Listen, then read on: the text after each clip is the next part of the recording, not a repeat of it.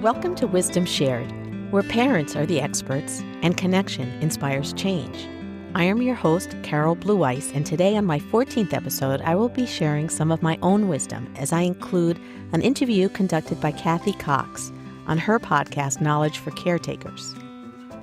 Kathy is a geriatric nurse, and her podcast is filled with wisdom for anyone who has aging parents or takes care of someone who is elderly. I include it here as the conclusion of Season 1 of Wisdom Shared because I felt that it was important to join my guests in their journey to share with others their lived experiences.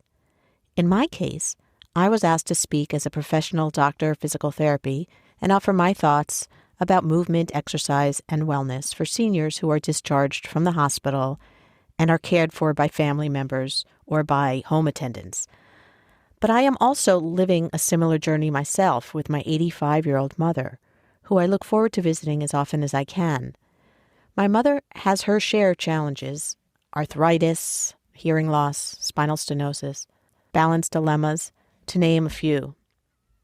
As her daughter, I have witnessed many changes, and yet she inspires me every day. I have learned so much from her strength and resilience. She often says jokingly to people that assist her, "Don't grow old."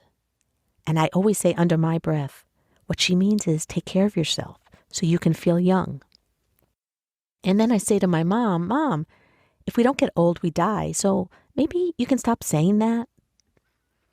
I am 57. My take is that growing older is a blessing despite its unpredictable challenges.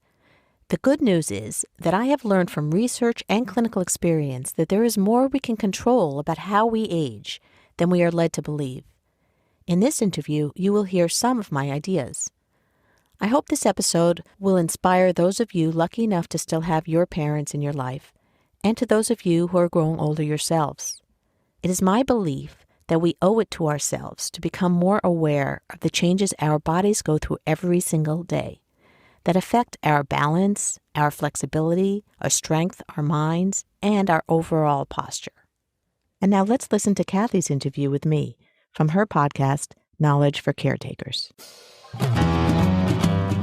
Hi, I am Kathy and the host of this podcast. I have been a geriatric nurse and helping seniors and their families for the past 10 years. I am passionate to educate all those who are on this caregiving journey with me. Welcome back to this podcast, and I'm going to be doing an interview this time. I'm interviewing Carole Blueweiss. She is a doctor of physical therapy, a geriatric clinical specialist, and a movement educator. On top of that, she also has her own podcast, Wisdom Shared. The reason I wanted to talk to Carole and share her with my audience is that when I go into so many homes, my biggest concerns are falls.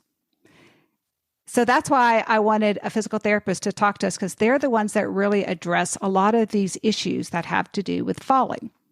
Tell me, when you're looking at an older person especially, and there's concern about falling, what are some things that you're looking at to evaluate their risk of falling? Well, there are certain standardized tests that we do, and we usually do at least 3 because they all measure different things. And it really depends on the person and how they are in terms of their physical abilities as to which tests are chosen. But there's no one test that can say, oh, you're at risk for falls. I'd say the most important test is time it takes to walk. I think it's 6 meters, the 6-meter walk test.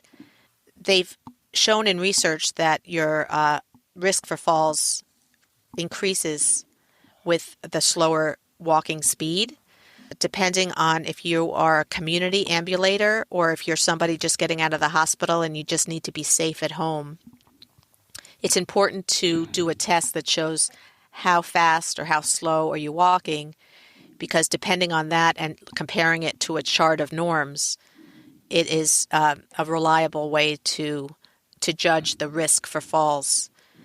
And then another one is called the tug test, which is basically sitting in a chair, walking from the chair about 10 feet, turning around and sitting down again.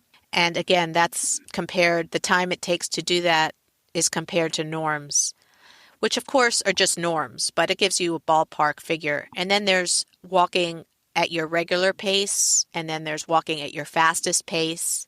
And then there's also dual tasking, having someone do that while they're counting backwards or multiplying by 7, because that's a realistic situation where people aren't just like walking 10 feet, turning around and sitting down. They're thinking about something, and you want to see how are people, those kind of things. But again, it always depends on the individual, and you want to do those basic tests. Another one is what's called the Romberg test, where you have someone put their feet together, their feet hip width apart, maybe have them one foot behind the other, do each one of those with eyes open and eyes closed. And that gives the therapist information and the client information about their balance system. And it's all together, those 3 things kind of give a lot of information in a very short amount of time.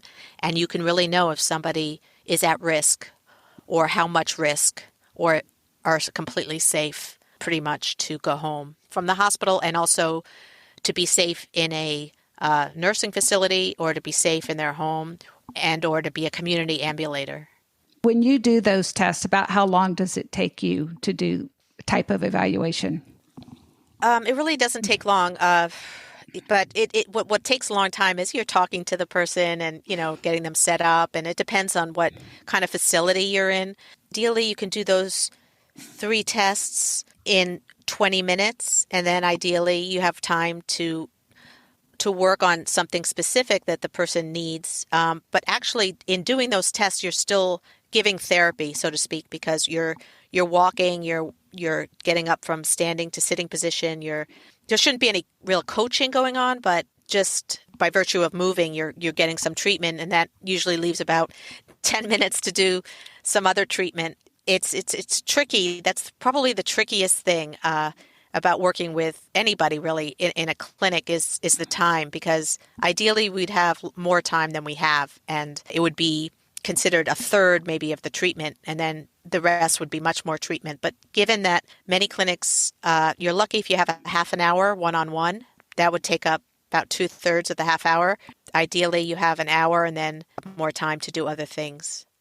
Right. So they're not, the assessments aren't done every time you see them. They're done generally as needed or once a month. Correct. So once you do an assessment, so let's say you're like, definitely they need physical therapy, you do your assessment. How do you, in a simple lay way, how do you sort of develop a plan from there? Well, I guess I'd have to ask you to be more specific. Are we talking about a plan at home or a plan in the hospital setting or a skilled nursing facility? And I only say that because it really, again, depends the environment and how much assistance the person might have, because a lot of these things need to be done with some supervision.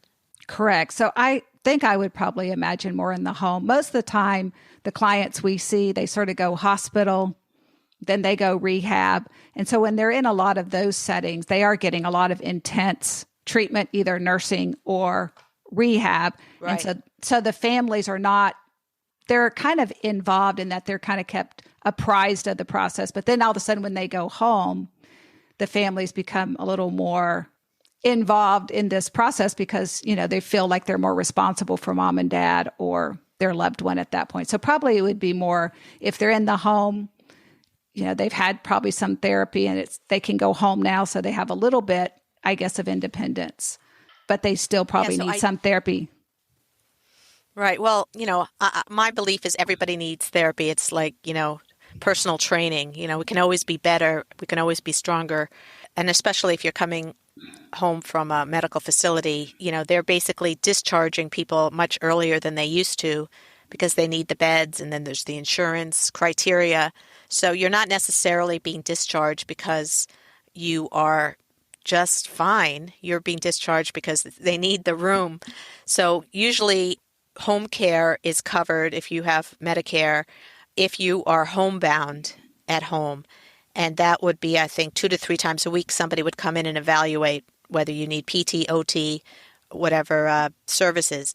And if you're deemed high level, in other words, that you're not homebound and you're able to leave the home, then you'd get prescribed outpatient physical therapy.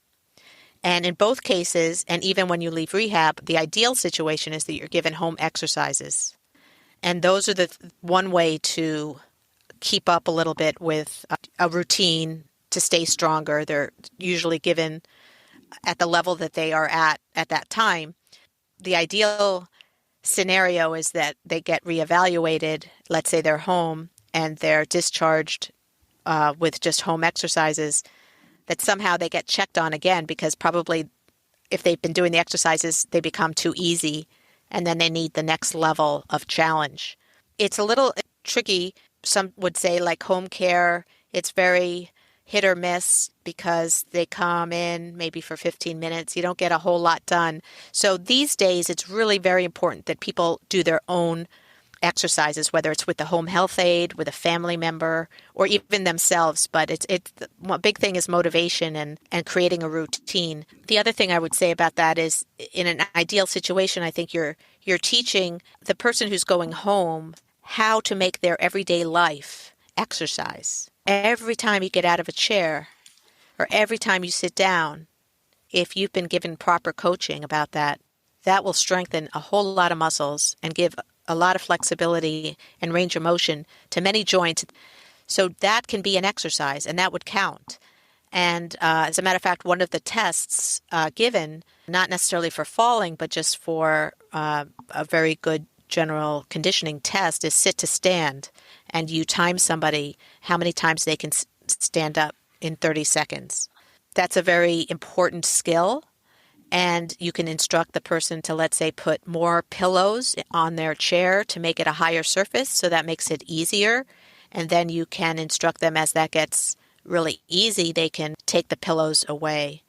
And so I think it's important to empower the people when they go home, to explain to them the different levels. Like, so when you get to like being able to do 20 of these and it seems easy, then go ahead and make your surface lower, or do it while you're passing a can of beans from your right hand to your left hand, or do it while you're looking right and looking left. And there's all kinds of scenarios that therapists are trained on how to make the exercise more challenging. And because people don't get so much consistent therapy, it's important that somehow the client can know themselves how to challenge themselves. I think the most dangerous thing about working with people that are older is that actually, ironically, they don't get challenged enough. I think the idea is that if you're just kind of getting by and you don't feel like it's difficult, it's too easy. You know, I really liked what you said about making everyday life exercise. That's such a profound statement. Can you expound on that a little bit? Like, find that motivation is so hard. But I like what you said is make everyday life exercise, so maybe it won't feel like a chore to them. Sure. Yeah. I mean, I think that it sounds so obvious, right? I mean, I don't know when exercise, there's a whole book written about that, when the word exercise started. But basically, it's about movement. Just understanding that, well, probably sitting in a chair for more hours than you're standing is not a good idea. So the idea that bending down, for example, to put dishes in the dishwasher, that's considered squatting, and you're working your hamstrings, your coordination, your thinking. Your hands are doing one thing, your feet are doing another thing. If you take that activity and you bring in breathing, and you bring in what is the lighting situation? Is it dark in the kitchen? Is it light in the kitchen? All that will have an influence on the difficulty of the exercise. And so if you're having difficulty doing something like that, you'd probably want the lights on very brightly, because that helps you have better balance. And if you want it to be more challenging, you could dim the lights, let's say. I mean, that's just one example. You could be standing on a floor, which makes it easier for your skeleton to have better balance, or you can make it more difficult and stand on a pillow, and that makes it more challenging. In general, if you just do it the regular way, it's good exercise if you just keep moving. So bending down to get the clothes out of the dryer, bending down to put the clothes in the washing machine, lifting the clothes in and of itself. That's weightlifting. Just everything you do basically can be considered an exercise. It's just a matter of using your imagination and creativity to make it challenging. One I like to give is for balance is when you're going to brush your teeth. First of all, being aware. It's very important awareness, so you know what's your safety parameter. So if you need to have 2 feet and you need to be holding on with 2 hands in order to brush your teeth, and then you can let go obviously with one hand and brush your teeth. If that's all you feel safe and comfortable doing, then that's what you do. To challenge yourself in that situation, you would want someone near you that's guarding you. And ideally you would do that and have a challenge. So maybe stand on one leg and do it. And you might only be able to do that for 1 second. But the idea is that you keep trying to do that over time, over days and weeks, and you'll see that it would increase because your body will learn. So our brains are very plastic. There's all the research coming out now about neuroplasticity. So if we don't use our bodies, we're going to lose those connections in our brain. And reversely, if we use our bodies, our brain wakes up and can make new connections at any age. So it's really important to understand that, because then that's, I think, motivating. So you wanna be challenged. It's okay if it's difficult. Changing the surface that you stand on, changing the lighting situation, changing the height. Those are all ways that you can increase or decrease your actual environment to make a task more or less difficult. And the trick is finding the right amount of challenge. You brought up something that I thought about, because a lot of times when I'm visiting with people who are thinking about bringing some help in the home, I always say, are you having trouble changing your sheets? Because sometimes they're like, I don't know what your caregivers can do. And so I've always said, they've always told me, oh yeah, that's the hardest thing for me to do is change my sheets. So I've always like, well, our caregivers can do that. But now you've challenged me to maybe I need to say, our caregivers will help you do that. So maybe they can do some of that process of putting on their fitted sheet, and then the caregiver can help them so that they're doing it together. And so that's still sort of an exercise for them. So that's kind of what you're saying, right? Yeah. I mean, that's a great example of, there's something called learned disuse. And that's when you do everything for somebody. And that tends to happen in nursing homes. There was a big study about that, how half the group were told they had to, let's say, water the plants, and half the group were told they did not have to. And eventually the ones that weren't challenged lost much more skill than the ones that were constantly, let's say, watering the plant. So yeah, ideally you're working up to where you are at the time, so that skilled assistant would do just enough. The person needs help, but not too much, and not too little, but for sure not too much. And then that person will feel also, a lot of this is emotional, and it's a whole person. And when you get older, you just feel like it's harder to do things, and it's frustrating, and you're not able to, especially if you've come back from a situation where you're in the hospital.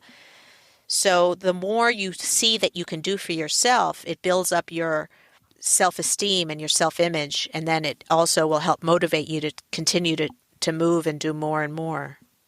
Do you find, because I'll be honest, my dad has been doing tennis, habitat, all that stuff. Then the pandemic hit and he went home, sat in a chair and watched TV. So he didn't get COVID, but now he doesn't walk very well. But he also lives alone. Do you find that people who live alone, does that sometimes cause them to sit more? Do you know if there's anything on the research, or am I just shooting out of left field on that? Well, I'm sure there is. I can't cite any specific studies, but I can say that research does show that being social makes a huge difference in everybody's ability to cope with almost everything in life. And especially as you get older, because the tendency is to be more alone and to have depression and to feel isolated and not useful in society, that in and of itself will start that decline. Whereas if on the other hand, you have that social interaction, or the group of guys saying, hey, let's go out for a walk, or let's go to the pool and do our exercises, or let's go for a round of golf, or let's go anywhere, really, walk to the corner. No matter how difficult it might be, just having that social connection makes for a much more likely scenario that that person will move. So it's very, very difficult during this COVID time when people are isolated and they can't be social. It's a huge challenge, and it's really unfortunate. So that's where, you have to be on the phone with your dad talking to him. But in my experience with my own family, for some reason, that's a good research study is people don't necessarily listen to their family members.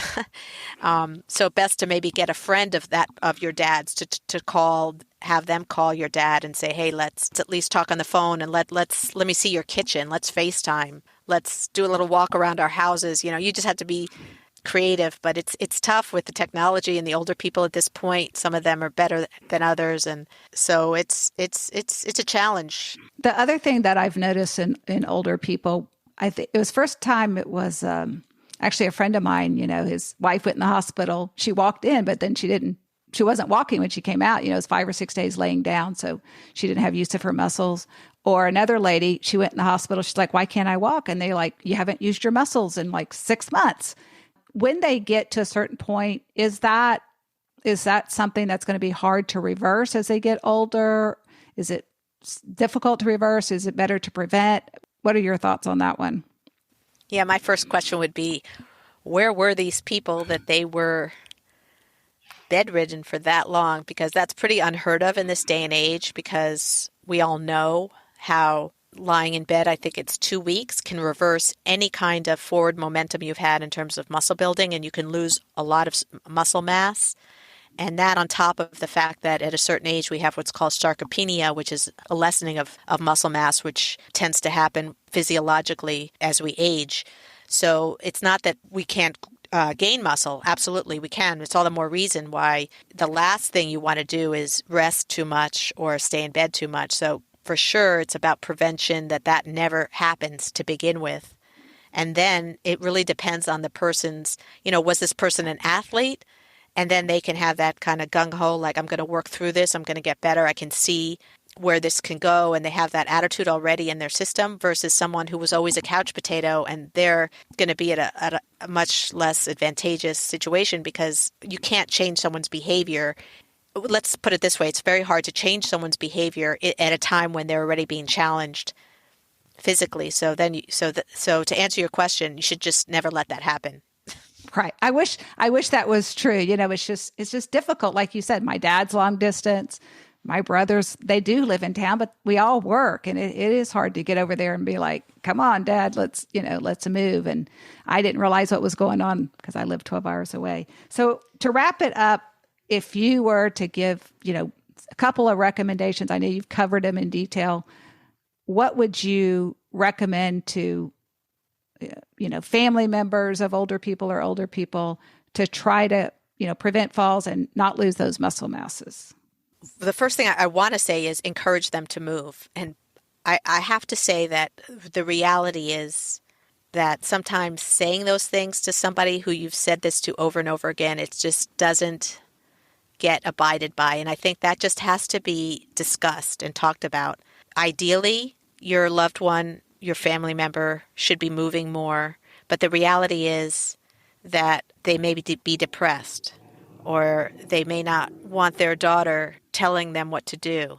And then that could all backfire. The textbook would say, encourage your family member to move as much as possible, do as much as possible for themselves, engage in social activity, be with your friends as much as possible, and laugh a lot, because they say laughter is a remedy for everything. And if you have, feeling that you're isolated or you have pain, to reach out to somebody so that you can get help. And of course, there's a lot of social networks out there that are set up to help people that are aging, like Silver Sneakers, and AARP has a lot of programs. There's a lot that's out there, and it's just a matter of finding what your loved one wants to do and motivates them to do. And often I think that once they do something that they enjoy, then they'll want to do it again.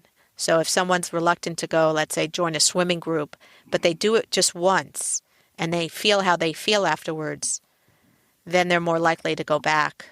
Or just, it takes time, and it takes connecting with that person so that they trust you, that you have their best interest in mind, and that they should listen to you. And you just have to also find a way within their behavior or their interests, what will make it motivating for them. Those are great pieces of advice. And I do want you, and the reason I was drawn to you when we took this podcasting class together and then connected over different things is you also have a passion for caregivers, though most of your podcast relates to parents who have special needs children. So just give a little blurb about your podcast in case people do want to listen to your podcast. Give us the name and just, a couple of sentences about what it's about. Sure. I started a podcast called Wisdom Shared.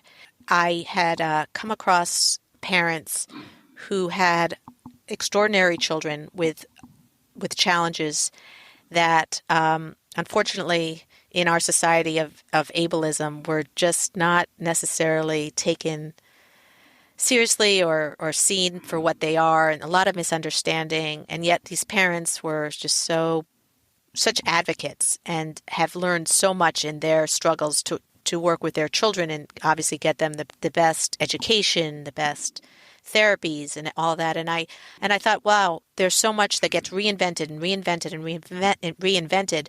What about listening to these parents so that other parents could hear what others have done and how they've coped? And it's sort of has morphed into more than just children with disabilities. It's morphed into people with challenges and how relatives and friends and have dealt with it, and what can we all learn from them as healthcare workers and teachers and parents who don't have those challenges? How do we treat these people and maybe become more aware that just because someone looks different or acts different, maybe they need a little extra connection, not to avoid them, as often happens in our society of this able, normal, way of being. And the other thing too is it's so confusing now with learning what's true and what's not true. And I really wanted to get these parents to talk because it's their story and they are experts of their own lives. And no one can really argue against that, or no one can really not believe them because it's coming from them. So I thought it was just a nice reality check just to be able to listen to someone and just hear a story. And, I haven't listened to all of yours, but, I think I told you about the one that you interviewed. I think she had cerebral palsy. And then the next week I met an adult and they had their little card and I was trying to figure out now what were those things that the mom wanted us to interact with her daughter. And I really enjoyed that. So you never know when you're going to encounter these people in our society and how they want to be approached and not stared at and different things. And Catherine, I have to say this, and I'm so glad you brought this up. What it's come down to also is that if we are lucky to live long enough, we are all going to have a disability. And I'm learning that from these parents. Why is it that we have to struggle so much to meet the criteria of this normal? Why can't there be more accessibility? Because there are people, you could get hit by a car the next day and you are all of a sudden in that category. Of course, you could live long enough, eventually you might need an elevator. So we're all in the same boat. And in the aging population, it's a great, I don't know if it's a metaphor or what, but to look at growing older as I have a quote that I found that Betty Friedan says. She said, "Aging is not lost youth, but a new stage of opportunity and strength." I think that no matter how disabled we become, we're still our same person. We just can't do what we did before. And we have to build a different strength to live the life we want to live. And I think these parents of these children are learning prematurely maybe, but they're learning what we all end up learning eventually. So we might as well start thinking about these things. Thank you. Thank you so much, Carole. I appreciate you being on the show and sharing your podcast information and also just all your knowledge of physical therapy. I could pick your brains forever, but we also know we have to live in a time limit. So maybe I'll come back. Anytime, Catherine. Thank you for inviting me. It was a lot of fun talking to you.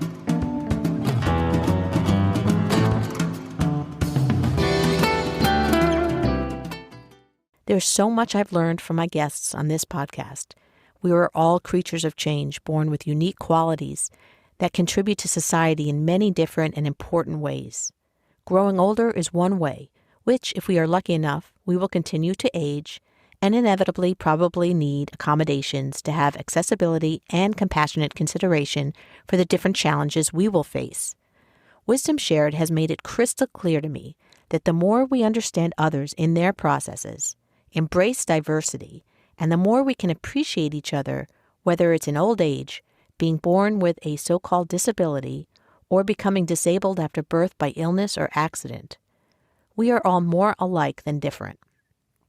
We pay others a strange but valid compliment when we accept all people as versions of the same complex and imperfect creatures we know ourselves to be. I have come to understand from my guests that whenever we encounter a stranger, we are really not encountering a true stranger. We are encountering someone who is in basic ways very much like us, despite surface evidence to the contrary. Therefore, nothing fundamental stands between us and the possibility of responsibility, success, and fulfillment. These last two sentiments have been borrowed from the School of Life book series, which I will include in the show notes. Let's take a sneak peek at some of the interviews coming up on Season 2 of Wisdom Shared. We will begin the new year with a 3-part series beginning with Audrey, the mother of a daughter who was born with dwarfism. Jillian, the daughter, also joined me as my guest, and then the two of them spoke with me and each other, discussing their lives as an average-sized parent raising her short-statured daughter, and Jillian's perspective living in an average-height world. I learned so much from the both of them. You'll hear from a mother of a 10-year-old boy who was born with spina bifida and relies on his wheelchair.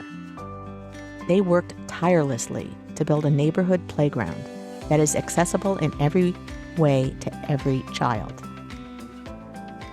We will hear from a stepmother who helped raise her stepson who was born blind. We will hear a few parents of children who have been challenged with food and drug addiction. And you will hear from some of the kids themselves who will speak about what it is like to be them. All this to say there's a lot of wisdom coming up, and I look forward to producing these episodes so that the wisdom spreads and helps as many people as possible. Please subscribe to Wisdom Shared and help me spread the word. It's been a great year, and I'm looking forward to Season 2. So stay tuned in January on CaroleBlueweiss.com or wherever you listen to podcasts. And don't be shy, leave a review. Thank you very much, and happy holidays.